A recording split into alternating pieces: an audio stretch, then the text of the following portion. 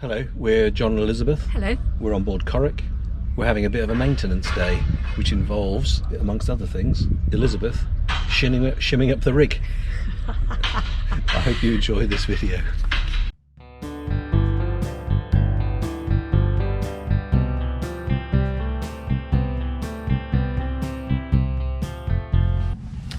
Well, Elizabeth and I got back from the south, 2-day train journey, and arrived on time despite landslides and trains being cancelled. But the railways, bless them, arrived us back on time, which is very nice. We arrived in Arisaig and got going pretty much straight away. I think we both had fairly itchy feet. Really lovely sail up to Mallaig, and we went alongside in Mallaig with the idea that we were gonna get ourselves ready for the next stage, as it were. We had to do a service on the engine. There were a couple of defects that we then had spares for, and we left Mallaig yesterday just in time to pick up the tide heading northwards to take us up the Sound of Slate. But there was very little wind, and although it was a particularly lovely sail, we were never going more than 3 knots over the ground. But nevertheless, there's some very lovely anchorages on the Sound of Slate, and we picked up or went into an anchorage just by Isle Oronsay Harbour, and that's where we spent the evening, and it is very pretty indeed. And if I just swing round for a second, that's the bay behind me now. Very nice. But if I swing all the way around again, you can see the hills over my shoulder. And this morning at about 8 o'clock there was not a cloud in the sky, and what started to happen now is little puffs appearing right over the top of the highest hills. That will build and build and build, I think, and then around about lunchtime there may be some breeze that will fill in a little bit from the west, although the weather forecast is variable 2 to 4, mainly southeast. That might well be the gradient, but I think the local heating will drive that for us. And in the ideal world we'll get a broadish reach up the Sound of Slate from shortly after the time the tide starts going north. So the wind and the tide will ideally hit together and take us up through this passage, which has been known to have some particularly strong tides. You don't want to get it wrong. What it says in the pilot book is you need to be in a very well engined boat if you're going to get it wrong. Other than that, we've had a very pleasant evening here. We've been eating more seafood than you can shake a hairy stick at. We managed to top up with all sorts of seafood in Mallaig. We also got fuel, water, and I think that's going to get further and further apart as we go, but we'll see. But the ideal world, up through the Kyles, if we get good progress. If we don't, we'll stop at Kyle. If we do have good progress, we're bound for Plockton. There's hostage to fortune, isn't it? But this is just too nice. It was probably over 6 weeks ago we sustained damage to the Windex, and the arms broke about midpoint. Now our particular one goes through the VHF aerial, but it's very similar to this, and we got a replacement the other day, brought it back up with us.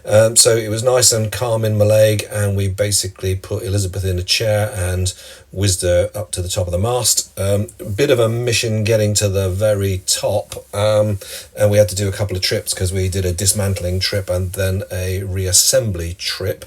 But went up, got up there, found it quite comfortable in the bosun's chair, I think. But it is awfully finicky and it's quite a high reach to get to it. But once it was dismantled, Elizabeth came back down. I was controlling her on both lines.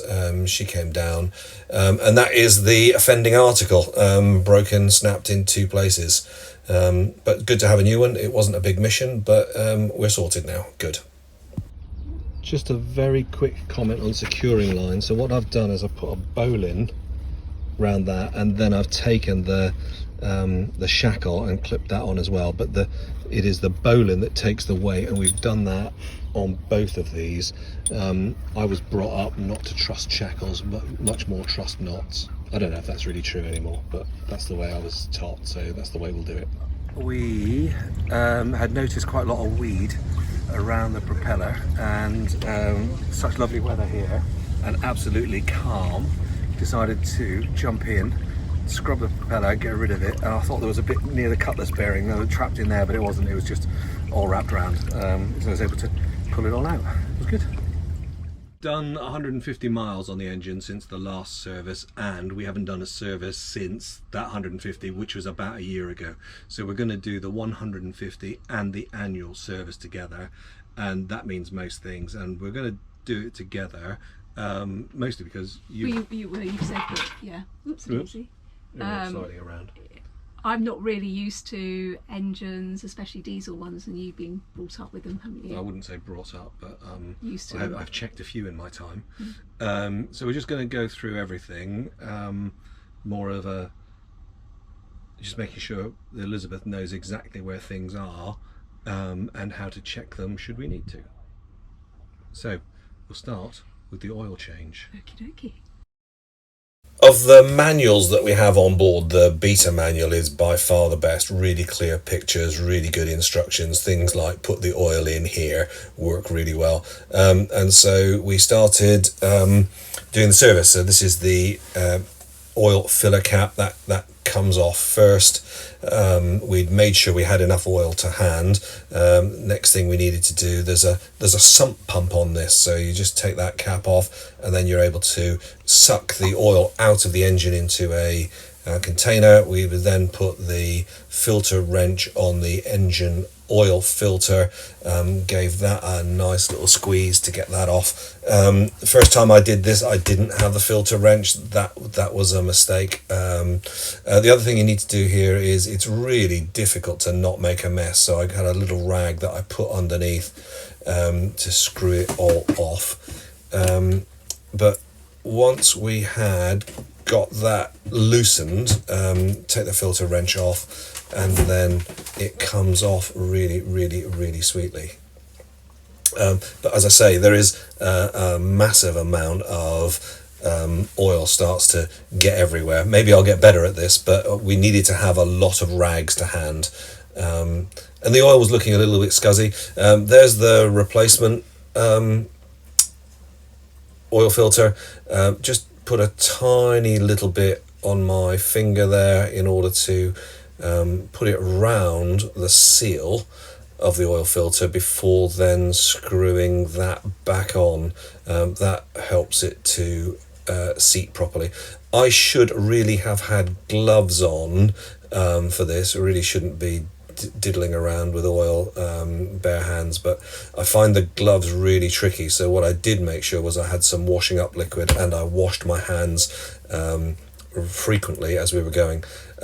Because my hands were just a little bit slippy here, I slipped the wrench on in order to get it tight, but it's important to get it tight but not too tight as far as I can see. But that was all put back together, and then it was time to get ready to refill.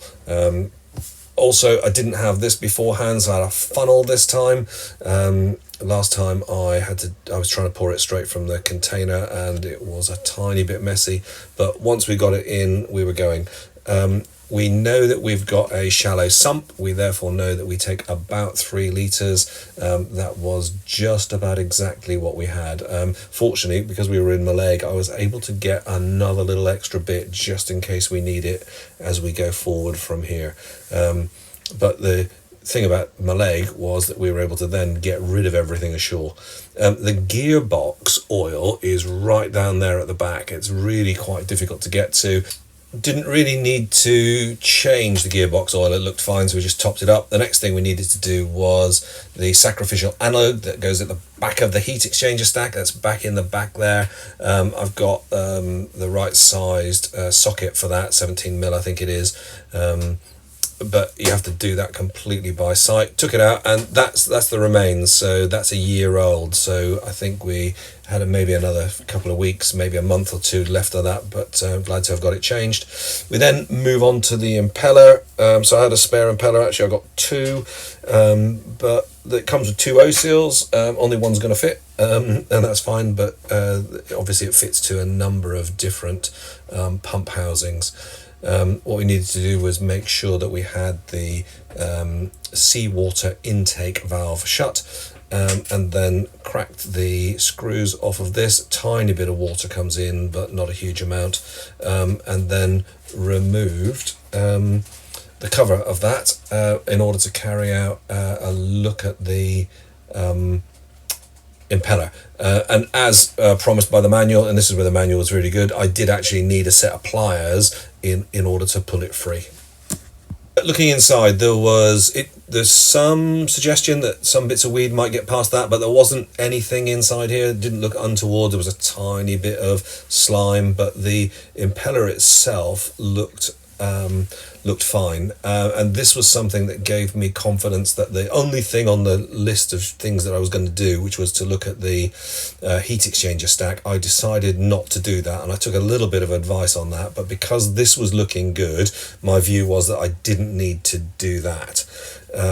But we got it, and I was originally going to put this back in, but actually I have two impellers. It seemed like a false economy to do this twice, so I put a new impeller in, tiny bit of washing up liquid on there, and just make sure that the O seal is firmly bedded in. Of course, as always, drop a screw in the bilge. Fortunately, I've got this little magnetic pen type thing for pulling them out, and found another couple of screws in there as well, which was handy. Last thing I needed to do at this end of the engine was to take the cover off and have a look at the strainer. And again, not much in there, but we check this reasonably frequently. But there's quite a lot of marine growth in Arisaig, so we might have picked up a little bit there. Last thing to do, this time at the back, had a look at the air filter.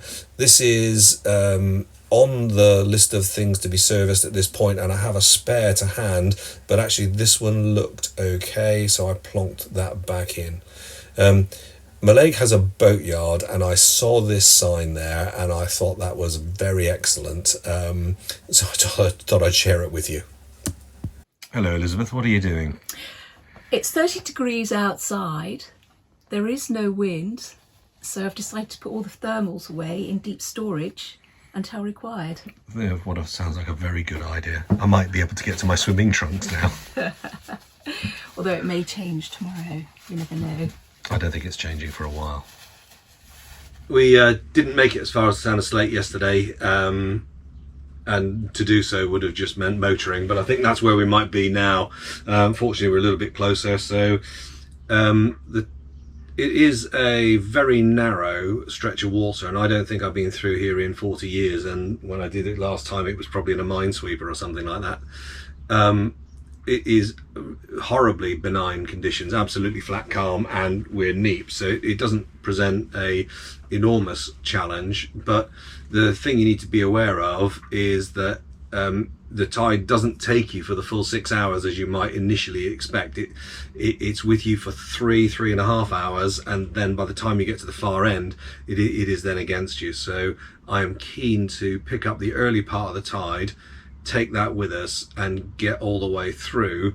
Ideally by then it'll be 3 or 4 o'clock, and some of the breeze that we saw yesterday will be there, and we can ideally have a nice sail to Plockton. Quite interesting.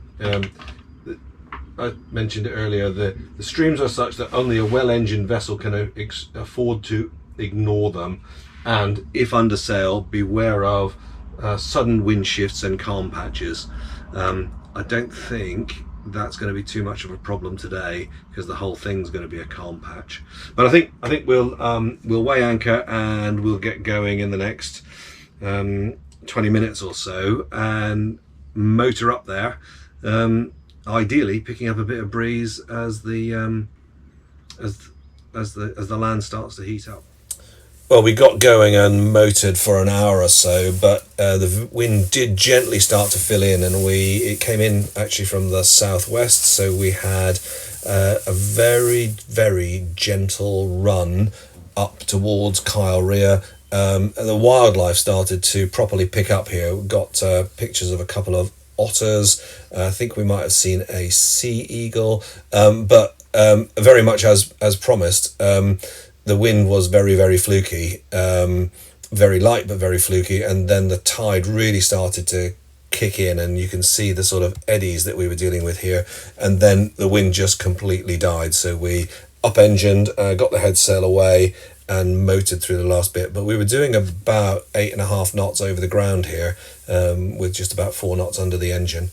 But just a tiny bit of a look at this, there was very large back eddies just inshore, and I can imagine that if it was particularly windy, it would all be a bit exciting.